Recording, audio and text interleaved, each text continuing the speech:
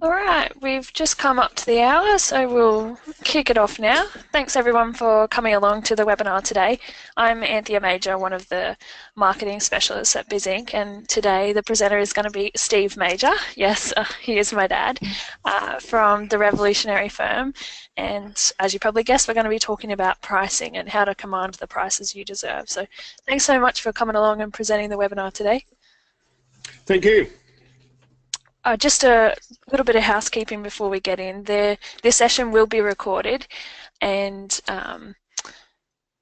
you will receive the recording in an email afterwards, so you don't have to worry about that. Any questions you have, pop them into the questions window in the GoToWebinar control panel. Pop them in as they come to you as we go along, and we'll get to them at the end in the Q&A session. There's also two handouts in the handout section, so you'll receive a free ebook on pricing, and you'll also get these slides as a PDF there for you. So I think that's all. We're ready to kick it off, I think. Excellent. So, Command the Prices You Deserve is the title today in this month of marketing series that we're proud to do in conjunction with BizInc. So just quickly, the Revolutionary firm is myself, Steve Major, as Anthea said, and Mel Power. We're the two principals of the Rev firm. So myself, just as a little background, chartered accountant by profession, but please don't hold that against me. I like to say I'm a recovering accountant, and basically for the last few years I've been working with accountants and bookkeepers globally to help them transform their business, primarily around a couple of key themes. One is the pricing aspect, and the other is doing a lot more for your clients. Mel, a bookkeeper by profession, and has also been doing similar for the last 3 years of working with bookkeepers and also working with Xero, as you probably, those of you who know Mel. So quickly, what we'll cover today is just the importance of pricing. Sometimes we leave it to the last thing. We think of other aspects of our strategy, but it is actually one of the really important aspects that we need to be thinking about in our business. Also talk about pricing and its impact on marketing. This is the month of marketing, so we'll talk about price and marketing, the connection. We'll talk about why pricing is a process, not a project. I think sometimes we think of pricing as just inserting some formula, or maybe even the worst case scenario, some sort of piece of software, and that's it, that's done. And we can tick that box and move on. And unfortunately, it's just not like that. We'll also talk, importantly, about why a revolutionary firm does not bill by the hour. I think the billable hour is dead. It just is taking just a few years to be buried. But we'll talk about the corrosive effects of the billable hour. And there's a few other topics, so let's get into some of that content. The world has shifted. The billable hour is something that, as far as we can track in Australia, came into the Australian accounting industries in the late 60s. It looks like it came into the accounting and bookkeeping industries in the US in the 50s. Prior to that, of course, it was never part of the situations. But if you think of what's happened in the world since the 50s and 60s, has been the aspect of technology has radically transformed our world. And we talk about cloud in the last, say, 10 years and all of the impact of what the cloud has done. But that's only just been, probably in a way, a tip of the iceberg, is that the cloud is only but part of it. And as a result of that, what that's meant is we've got so much more informed customers. It means that we can, like this, we're doing this webinar right around the world. We've got people on from various countries on this webinar at the minute. So we can communicate so much easier. So think of that from your client's perspective, that they can find advisors in various parts of the country, but also various parts of the world. So they are wanting people who can solve their problem, and they're going to seek out value. We can be able to better compare amongst things. We all know of all the various websites where you can compare prices if it was products, etc. So technology has radically changed things. I mean, it must be important that we're not using a business model that is from the old school, from the 50s and 60s. We must be looking at our business model that is at least of today, if not of to where the future is. So it's really important that when we're thinking of pricing and not being left behind with an old business model. So pricing power, let's just think of that word. It is actually a technical economics word, and it is the ability to command the price you deserve for the value you create.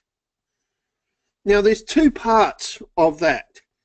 Commanding the price you deserve, but the second part is for the value you create.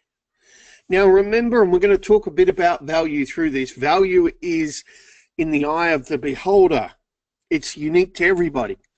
So accordingly, we need to be understanding the value we're creating. And that's why if your product looks exactly the same as somebody else's, then it's going to be perceived the same, and therefore it's going to be the lowest cost provider will be the one that succeeds. But we've got to be able to ascertain how we can create and communicate that value to our chosen set of customers, and then we will be able to command the price that you deserve. So the important thing about pricing and what we're talking about, value pricing, is that it's not about some manipulative aspect. It is about this connection with the value. It is about clearly communicating the value of what we do, understanding what is of value to our chosen set of customers, and then and only then can we set the price. So there are three pricing approaches which I'm sure that you're all familiar with, but I'd like to clarify this. There's the hourly pricing, there's the fixed pricing, and there's value pricing. Now, sometimes value and fixed are used interchangeable when they are clearly separate. And here I'm going to confuse things, but not intentionally. A value price is fixed, but a fixed price is not necessarily a value price. Oftentimes, we are seeing firms out there, accountants and bookkeepers the world over, that have moved to fixed pricing, which is obviously a significant step forward from hourly pricing. But all they're doing, unfortunately, is working out the number of hours, applying their rate, making it a fixed price, and telling the client up front. Now, at least it is a step forward from the billable hour, but as Ron Baker likes to say, that is really just the billable hour dressed in drag. It hasn't actually changed your business model in any substantive way, and yet certainly isn't connecting with value. So the fixed price is like the menu price at McDonald's. It's fixed, but it's not necessarily connected to what we might value. And obviously, fixed prices are better than hourly prices, but really where the real game is, and what we're going to talk about today, is the value price. Because it's all about how we are connecting with our customers. Our business is a relationship business, and we need to be understanding that connection, where the billable hour doesn't connect on value. There's a significant disconnection that is happening based on this aspect. And that's why we say the only people who should be measuring time are those who are serving it. We just think it has no place in the revolutionary firm, the accounting or bookkeeping firm of the future. It is all about removing that disconnection and making certain that we are clearly connecting with our clients. It's a relationship business. So if you're mediocre at what you do, bill by the hour. If you're any good, you're leaving loads of money on the table by charging by the hour. But hopefully by the end of this session, which we appreciate it's only a short session, but hopefully we'll be able to demonstrate how this statement that's on your screens now is so correct about the fact that value pricing is the way to go for your own business, but also it's connecting with your chosen clients. But let's deal with a tough topic before we get into some of the meaty content. It's a really important topic to talk about. And that is, we're our own worst enemies when it comes to pricing. Because we get too close. We think that price is some way a reflection of self. That if somebody says to us that you're expensive or that you are, question the price, even without commenting they're expensive, that we feel that that is somehow a reflection of self. And then we end up negotiating with ourselves. We end up reducing the price because, oh, I don't know if the client will pay, I'm not sure. And we're the ones questioning it, not our client. So sometimes a lot of times when we get to this topic of pricing, it's our own self-doubt, our own issues with it that are sometimes the biggest battle. And I appreciate it's not an easy topic, and it's why I want to deal with it first, because I think we've all would admit to ourselves, at least, that we've been guilty of that, and I'll certainly include myself, that I'm going, oh, I don't know if it's quite worth it. And yet, remember that statement earlier, value is in the eye of the beholder. So therefore, we need to constantly remember that aspect when we're setting our price. The ultimate in value pricing is if we had the same service but could set different prices to different customers. And you're going, hang on a minute, no, that's not ethical. Well, any of you who've traveled on a plane will have actually paid different prices for the same seat. You could be sitting next to a person who's paid double what you've paid or half what you've paid, and both of you are happy because you're getting from point A to point B comfortably, on time, etc. And that's the ultimate aim of value pricing, is that we have the same service but different prices to different customers. Now, the reality is we'll talk about creating packages a little further. We will customize our packages for every client. So we don't often end up with the same service, different prices, but that's the truest definition of this. In a value pricing world, that would be the result. Now, I just want to quickly cover off a point about scaling value pricing. I've heard it said out there on social media so many times that you can't scale value pricing. And it exasperates me because the evidence is so clear, so absolutely in concrete that you can scale value pricing. So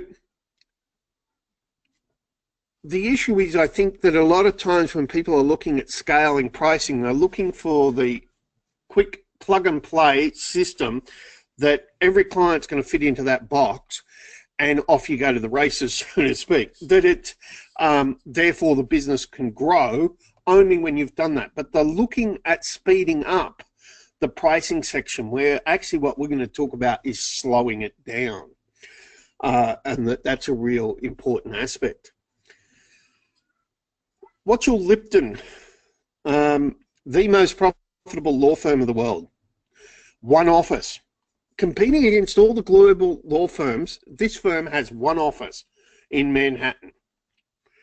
Now, in 2016, their turnover was just over $700 million. And they're the most profitable law firm of the world. And they 100% value price. McKinsey, the biggest management consultants, value price. I think the evidence is quite clear. you can scale to multi hundreds of millions of dollars of business with value pricing. So those of us on, I'm sure we're probably, none of us fit into that category. And when we're talking about, 1, 2, 5, 10 million turnover accounting and bookkeeping businesses, scaling is just not a problem with value pricing. I think it's this battle between effectiveness and efficiency that is really going on, and people are looking for, the quickest way to price, and reality is we're looking for the most profitable way to price. So let's get into some of the meaty details. And the first one that we want to focus on is clients want value. Sometimes an objecting to value pricing is, well, we can't increase our prices, the clients, et cetera, words to that effect. Now, we start with this principle of being able to build pricing power is we need to understand what is of value and be able to deliver that. And it's clear that clients want value. We all do. Whatever service or product we are purchasing, we are wanting good value for money.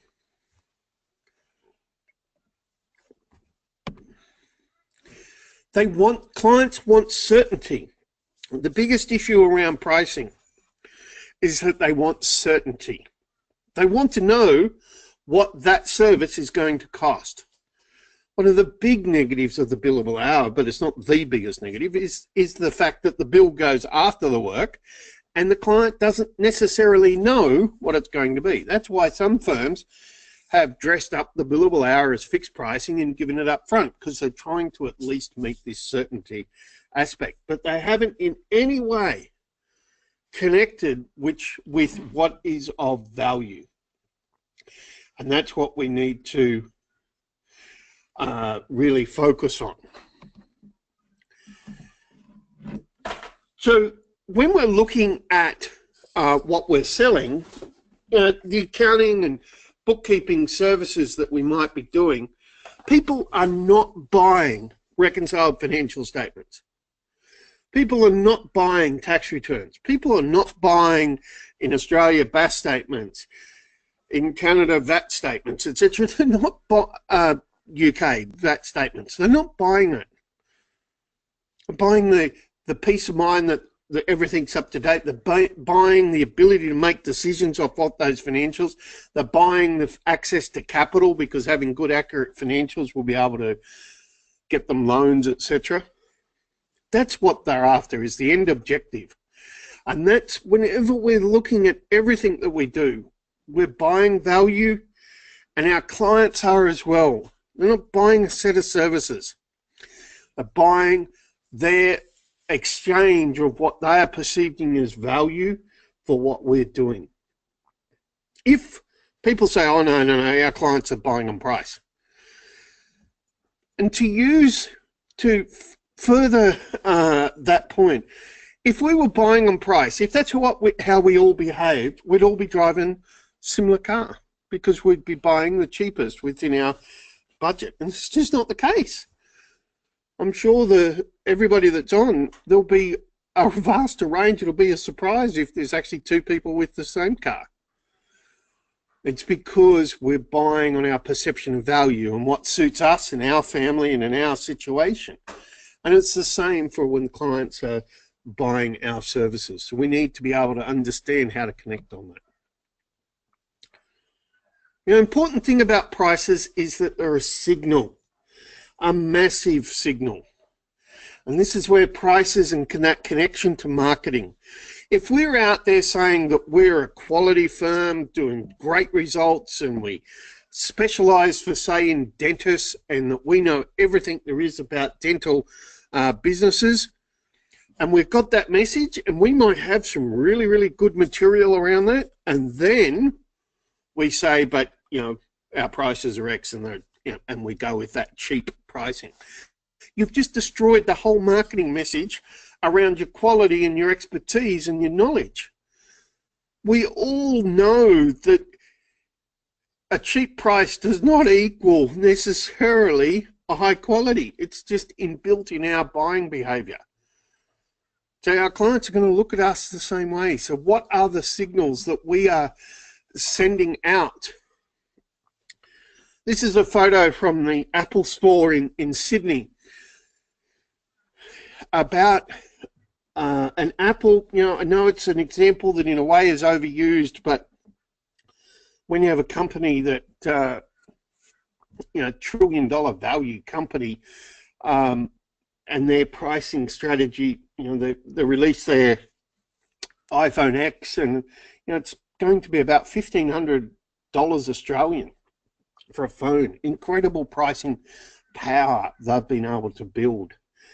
And as I speak to you now, I've got my MacBook Pro, I've got my iPad here, I've got my iPhone. Yes, I'm an Apple user, and I know their pricing strategy. But we are what you charge. Now, go back in history of Apple, a lot of their technology came out of the Palo Alto Research Center, which was owned by Xerox. But Xerox at the time had a pricing model that was based on the photocopier being the center of the office, which were basically paid by cents per page. And they, as crazy as this statement is, they could not work out how to price this new technology. Apple worked it out and have created a $1 trillion company off the back of it. You are what you charge. It affects the type of clients you attract. It affects the type of business you do, the signals you are sending to the market. So the signal that I would love that you are sending to your chosen market is that you're expensive, but worth every cent. Expensive, but worth every cent. And I think if you start thinking in that sort of line, if that's what you would like being said by your clients in your chosen market, that's a huge marketing advantage. Apple are unapologetic about their pricing and have been able to create, you know, who lines up outside of shops for products? The media attention the iPhone X has got, it's all because of that positioning. And yes, we can learn so much, because low prices command low respect.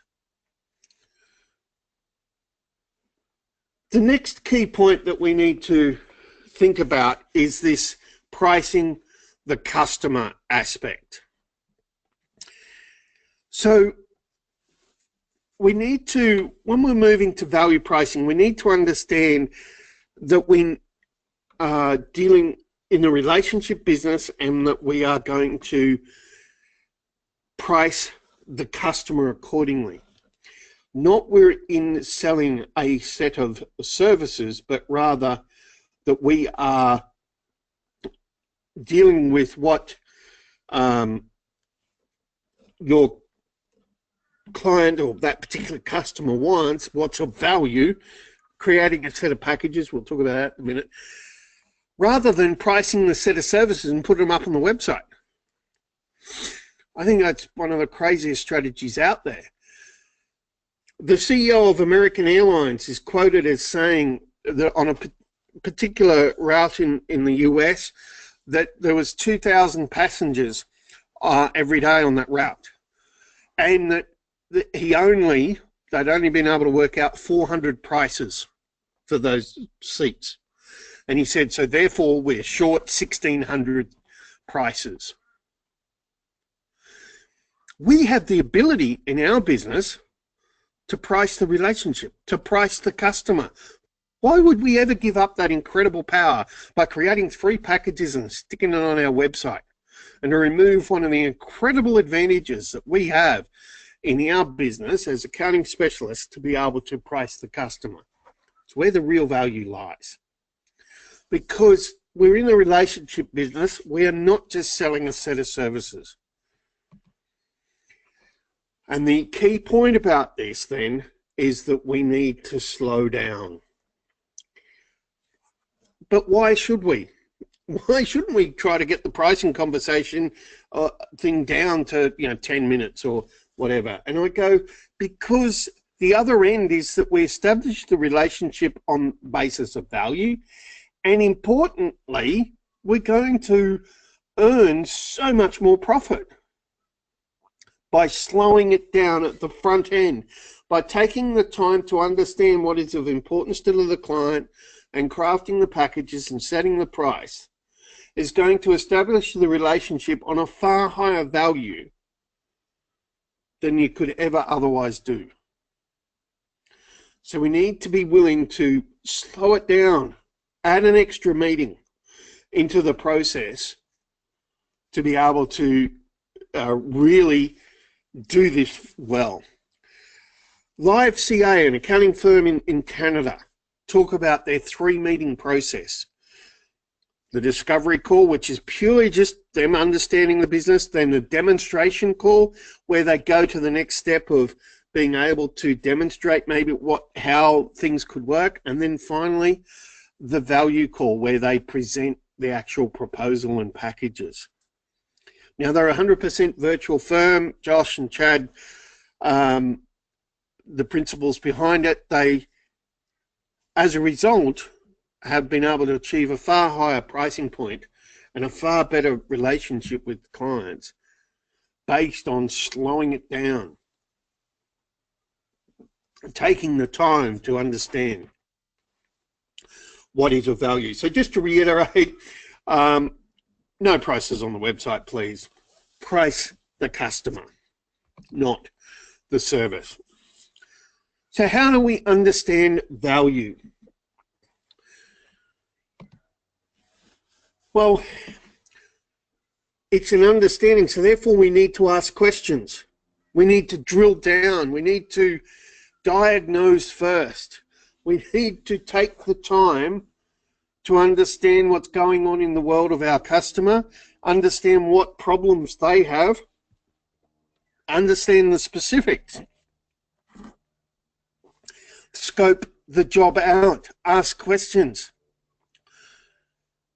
dive in and really understand before you get to the pricing. Now, sometimes clients might go, but hang on a minute, I just want to know what you charge. And you go, well, the way we work is we take the time to understand, then we put a proposal together. Now, if a person doesn't want that, I say they aren't a client that you want to work with, because you're never going to be able to base it on value and relationship. But 9 out of 10 clients are more than happy for you to take the time to understand their world and craft a proposal accordingly. A value conversation is not a presentation by you of the technical aspects of what you do. A value conversation is you asking questions. So often as accountants and bookkeepers, we've been placed in this position of expertise that we're meant to know the answers on accounting and tax matters, and obviously we should. So therefore we get into the habit of being the expert, whereas what we need to do in this pricing aspect is get into the habit of asking the question.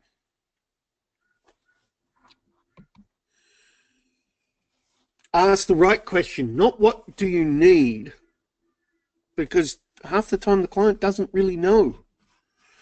It's asking them, what are they trying to accomplish? What are they trying to do? What are the outcomes? What keeps them up at night? What challenges do they have? So it all starts with better questions. And I know I don't have time now, but I really could spend the next hour just going into the types of questions. But if you think of three sort of frameworks. Why? So why is it a problem? What if? Talk about what if that changed, or what if this happened, what would happen? And then how? So how does that impact on the business? How does that impact on you?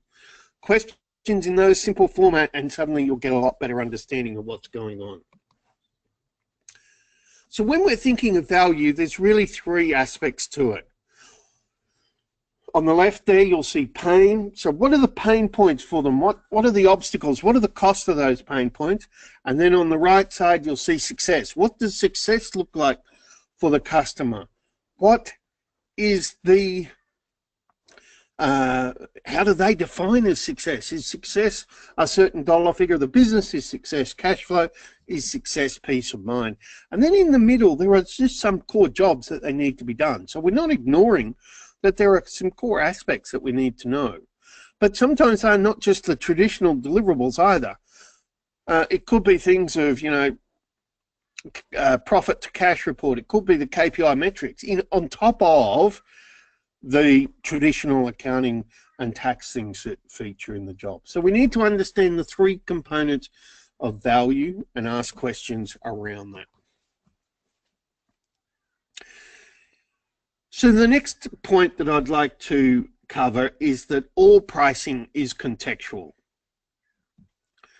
So what does that mean? It means that when we are buying anything, we are making a comparison to something.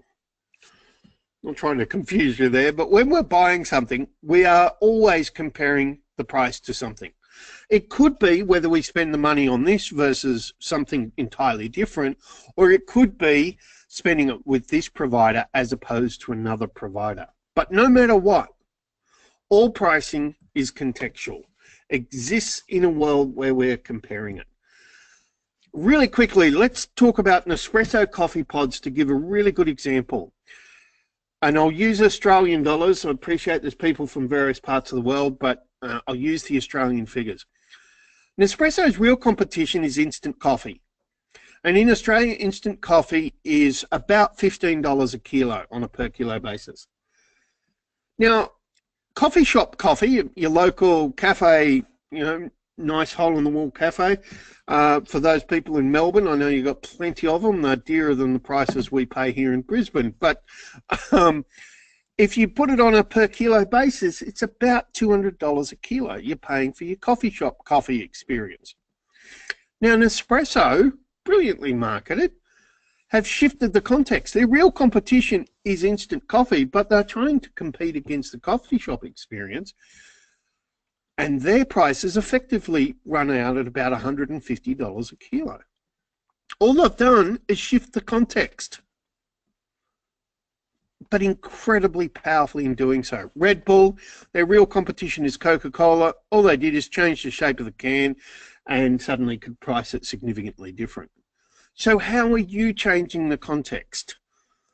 You're not just the accountant down the road or comparing the accountant or bookkeeper down the road, but rather, how are you shifting the context? Now, what are you being compared to? Now, there's two things that I think we can do in this regard. One is we can specialize or niche. We'll talk about that in a little bit, so that you are the accountant for the hospitality industry, or the accountant for dentists, or the bookkeeper for cafes. That's one option. And the other thing that I say everybody should do both of these, but the second one that I really want to focus on is give your client or prospective client options. Create packages and present 3 options. It's the most powerful pricing strategy that you've got, is because then you're making the comparison between which option, rather than shifting the comparison between you and the accountant down the road, or you and the bookkeeper down the road. Create 3 packages. Now, I know we don't have time to go fully into how to create options, but when you're designing options, design from the top down and also present from the top down. So design your platinum package based on your conversations around value and create your top package, and then take things away to get to your lower packages. There's so much we could talk about, and we do in the RevFirm program, go through how to craft options and create those packages. So we've set up some context about pricing, and now that we get to the tough topic of actually starting to think about how to set the price. And the first thing is costs never determine price. I know we're accountants and bookkeepers on this call, and automatically we love focusing on costs, but remember, you've never bought anything because of the cost to the provider. So price is not determined, costs never determine price. As Henry Ford, obviously 100 years ago, talked about that nobody knows what a cost looks like. and it's actually price-led costing that we need to focus on. So sometimes the unfortunate thing is people go, well, the price, it's going to take me X time, and therefore the price should be this. No, we'll go back to value and then work out how to deliver it and determine from there. So when you created your 3 options, behind the scenes, this is never seen in front of the client, a little exercise is to create 3 prices. A reservation price, in other words, the minimum price below which you will not go for that package. Then the ideal price, what would be, yeah, fantastic, that would be great. Package hasn't changed, remember. And then fantastic price, what you'd be over the moon. And you create a little matrix then of 3 by 3 of, for each option, you got 3 prices. And this little tool starts this conversation, and particularly those of you a little bit bigger firms, you might have a couple of people and you sit down and put this little exercise around your packages. And then you ask this really important question: what value do I have to demonstrate to be able to charge the fantastic price? It's what value. It isn't what service do I have to do. It isn't what extra things I have to add. It is what value do I have to demonstrate to be able to charge the fantastic price or to charge the ideal price. Because remember, we've taken the time to understand what is of value to the client. Cash flow, for argument's sake, might be really important to that client. They're good business, are profitable, all the rest of it, but they really want to improve that cash flow. And if part of your package is the cash flow management, then you need to demonstrate the value of how that will change their life. And then you'll be able to charge the fantastic price accordingly. It's not that you're doing anything different, but it's that you're demonstrating the value. Now, the reservation price. It is not the cost price, or it's not the cost plus a certain margin price. Remember, prices are a signal. So the reservation price needs to also consider the signal that we want to send to our market of where we are. Now, this little exercise and having that discussion internally starts this conversation piece about setting the price and about making certain you've taken the time to understand what is of value and then be able to communicate that value to a client. I know setting the price is got a whole host of issues, but I appreciate that in just this short webinar we can't go into all of the detail. But it is not by just plugging and playing a formula. It is by taking the time of understanding what is of value and then being able to connect that and demonstrate that value to the client. If by measuring what really matters in a business, for argument's sake, that they've got the real-time data, then they can make informed decisions, then those as business owners are going to be able to build their business. That's incredibly valuable. And you need to be able to demonstrate how that is and how that's actually going to add to them. Because I think it's this synthesis of magic work versus logic work that too often we get mixed up. Logic work is the accounting and tax, the core services that we are delivering. But the magic work is that little bit extra on top. It's the measuring those key metrics. It's the cash flow management. It might be as a bookkeeper that you understand their processes of what's going on, say around accounts receivable, and helping them improve that massively reduces debtors days. That's the magic work. It might be profit to cash. A lot of small business owners, I'm sure all of you have heard in different ways, you say I've made 200,000 profit, but I can't see it in the bank account. You give them a simple report every month or quarter that shows profit to cash. Hugely valuable. All the other stuff that you do takes forever. That takes 5 minutes. But it's the magic work. That's worth far more than all of that compliance stuff to the client. So understand what is of importance to the client, and that's where we focus on from that value viewpoint. The important thing about pricing is that it's constantly we need to test. Constantly we're pushing ourselves, and constantly we're testing our prices. This package last time we charged X, but new client, maybe we can charge X plus, double X, whatever it might be. We need to have the constant focus of that prices are never static. Never static.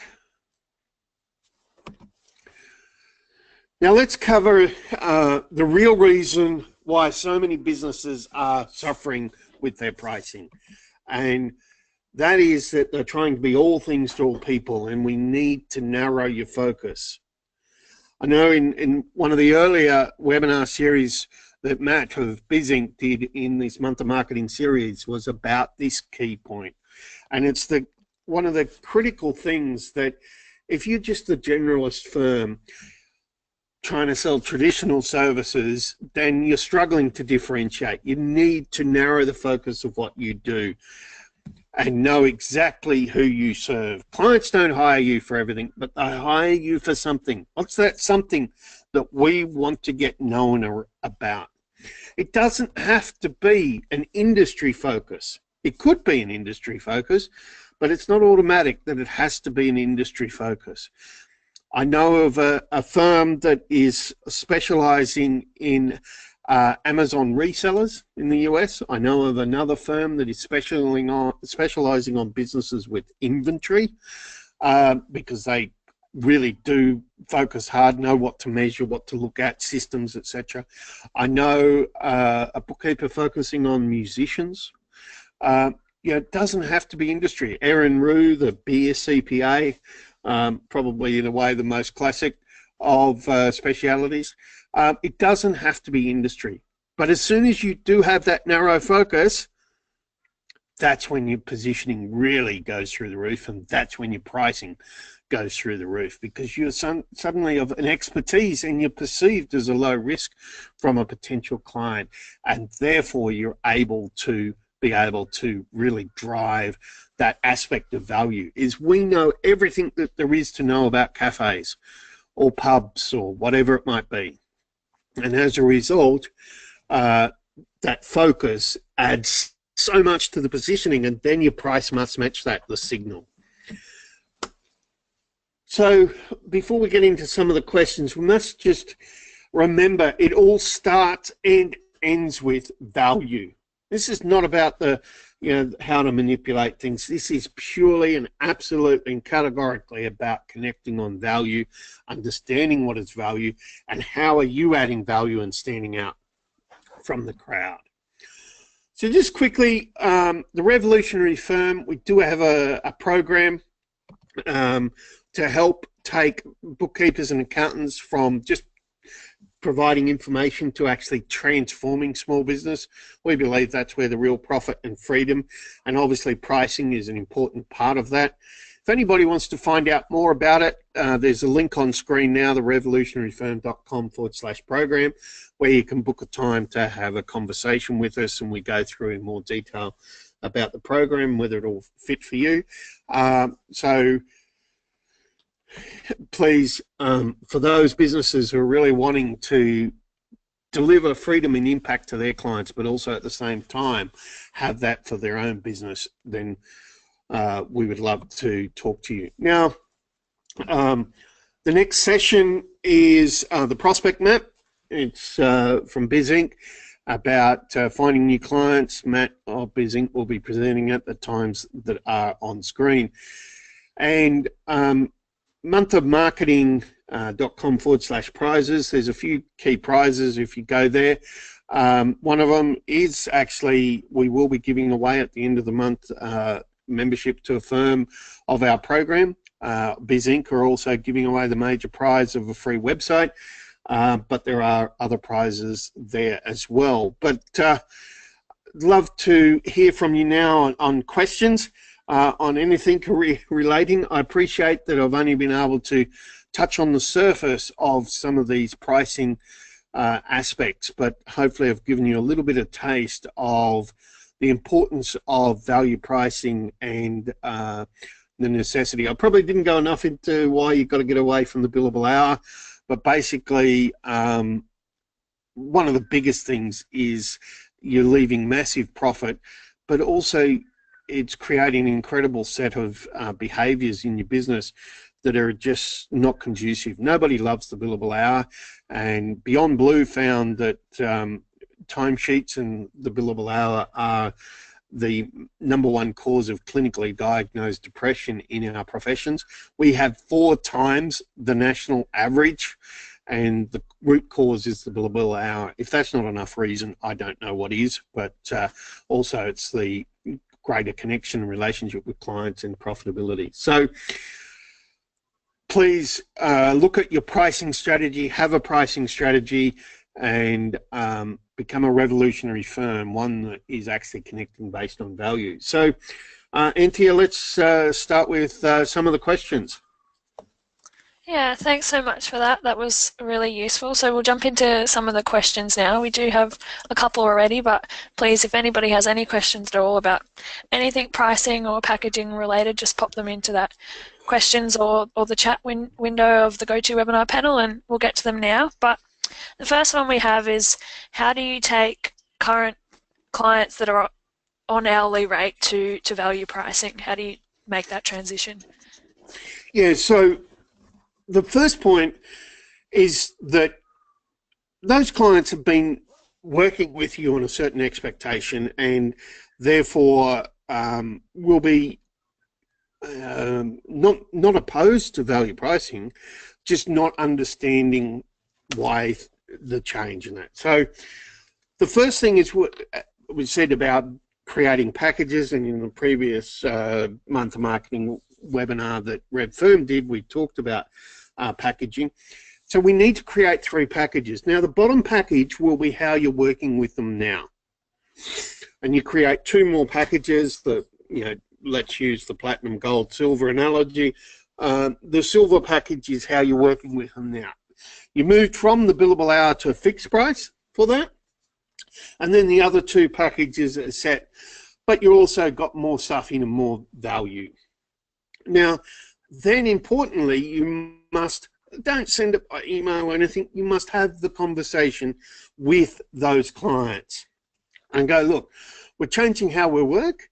We're now going to be pricing up front, and we've created some packages to talk to you about. And then you go through the 3 packages, clearly explaining that the silver package is how they're working with you now. And that works time and time again. We've implemented that in so many firms. But there's probably 2 important points. Create the packages and have the conversation. Talk about the pricing. Talk about you doing things differently. Talk about what's included in the packages. And the clients, because you've got that relationship, are going to be so much easier to work with. So this one's kind of linked to that. How do you explain the value pricing to customers? How do you explain value pricing? So you just talk about what's included in the package, and I always believe that you start at the top package, start at the platinum package, and you go through what is included and what the value of that package. And then you talk, and that package is X dollars a month, or it might have something like $3,000 up front and then X dollars. But you then talk about the value is the impact that by doing that, we will be able to significantly improve the cash flow of the business, because we'll be focusing on the systems, etc., or whatever it might be from the value that's in that top package. Okay, so we've got another question about those big rescue jobs you take on where it's a complete mess and you don't possibly know how long it's going to take or how much work is required. Wouldn't hourly billing be more suitable in that instance? This is a fantastic question. The person who asked this probably doesn't want to ask that of me. No, I joke, but this is a question I get so often, and take the time to ask the questions that you need to ask to be able to set a price. Why on earth do we have to rush in and start work? There is no reason to. So slow down. Take the time to ask the questions necessary to determine how long this job is going to take. You know whether it's a 3-month rescue or it's only a 3-day rescue. Take the time to understand exactly what is going on. Also take the time to understand what is of importance to the client. It's not just connecting it with, I appreciate, costs are not irrelevant. When I said that prices are not determined by cost, which I 100% agree, 100% confirm, but I'm not saying that we ignore costs. So we need to understand what's involved. Let's put a totally different analogy. It'd be like you going to a builder and saying, I want you to build my house, but oh, by the way, I'm not going to give you the plans. The builder's going to say, no, I can't price it. One of the important things the builder's going to want to know is the plans for the house. It's going to want to know what the slope of the land is, etc. So what questions do you need to have answered to be able to price the job? Is it maybe what system they're using? Is it maybe where that, how old all the data is that hasn't been entered, or what is it? Determine the set of questions you need to ask. And sometimes it mightn't be the business owner. The business owner mightn't know. It might be somebody inside the business that you need to ask some clarifying questions. But slow down, take the time and ask the questions and then price up front. Now, some people go, well, I'll do hourly pricing on the rescue work, and then when we get all that fixed up, then I can do the other can be fixed or value pricing. Wrong. You've set the relationship on the wrong basis. You need to set the relationship always on value. So therefore, I say slow down, take the time to ask the questions that you need to know the answers to be able to know what's involved. Sorry, I get on a bit of a rant on that one, but yeah, I just imagine a builder getting that question of, I want to build the house, but I can't give you the plans. I know what would happen. Okay, thanks. I think I've got another rant one for you here then. This lady has said, I know our competitors are charging, about $200 an hour. So how could we be differently priced to them when we know what our competitors are charging? Yeah, so oftentimes when accountants and bookkeepers are setting their price, unfortunately, they either pick numbers right out of the air, or they base it on costs, or alternatively, they look around at their competitors and determine that's the price I'll charge. I do not understand why you would let your competitors set your price. It just really doesn't make a lot of sense. However, it's this point of the differentiation, going back to being the best in the class of a niche, but just being different. That's the real game that we need to be looking at. And go, well, yes, there are accountants down the road, across the street, across the city, across the globe, but how are we different? How are we better? And different, not just in the cliched thing with differences that are real differences that the client will appreciate. Not like acting with integrity. Every accountant says that. So that's a commonality. It's that you've got some point of difference in comparison, that you are absolutely different to that firm down the street, and you can demonstrate that. And the important aspect about this is demonstrating your expertise, your difference. And once you've got whatever you are different, then your price is no longer constrained by what the competitors are charging. So the real issue is this aspect of narrowing the focus and being able to really clearly identify how you are different and how are you different, that in such a way that the person sitting across the table, or whether it's virtually, understands and you can communicate that point of difference. So absolutely, don't let your competition set your price. Got another question. You mentioned about not putting prices on a website. Do you put those packages on the website that you design? Okay, so that one, putting the packages, I prefer that you don't put the packages, but that one I'm not as rigid as, shall we say, as not putting the prices.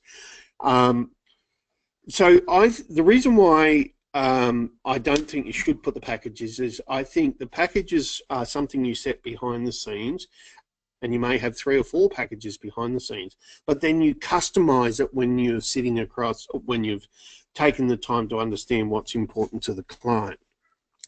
And if you've got packages on your website, it just gets a little bit hard to customize. So I'm more that on your website should talk about in overall general terms. This is what you talk to BizInc about in helping you do on your website, but is about the value you add and the services you deliver, not a traditional services page that lists every last technical service, but actually how you make an impact on their business. And then when the packages, and you can talk about that you have packages and you present packages, but that's done when a person or a business has approached you. But if you do want to put packages on your website, I'm comfortable with that, as long as you can make certain that you can customize it. Just please don't put prices. Okay, and we've got another question from Jen. You spoke a lot about value, but how do you understand exactly what it is clients value? Ask questions, ask questions, ask questions, ask questions. Take the time to understand what is going on in their world. Take the time to probe and peel the layers.